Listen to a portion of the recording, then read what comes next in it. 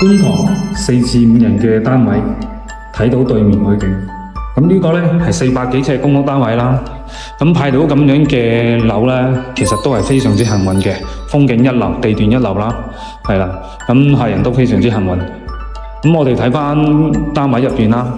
咁今日呢係對水電清查，咁大概講一講擺位啦。咁我哋呢度呢，到時做翻個 L 型嘅獅子櫃，咁呢邊係下邊係櫃啦。咁呢邊呢係可以擺啲公仔，咁中空有留位嘅。咁上高呢玻璃櫃，咁而呢邊呢獅子櫃，咁而呢邊成幅木牆。咁喺呢邊掩門入到去主人房嘅，咁先至係4尺有壓床，連埋我哋嘅梳妝台、衣櫃啦。咁呢度係電視櫃，連埋木牆，隱形門入去嘅，係啦。咁呢邊呢擺梳化，咁又係木牆啦，又係木牆入到嚟。咁呢度做3尺嘅地台床啦，咁書台、衣櫃啦。咁呢間呢就係兒童房嚟嘅。咁我哋洗手間位置啦，洗手間位置呢，到時嗰度做玉屏嘅。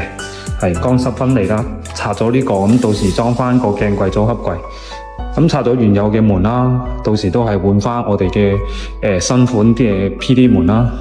咁廚房位置呢，拆咗原有嘅台面，到時做 L 型嘅地櫃啦，咁上高吊櫃啦，仲有鋁扣天花啦。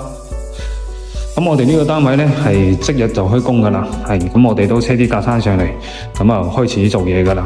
咁想睇呢個單位嘅完成效果，記得留意翻我哋 channel。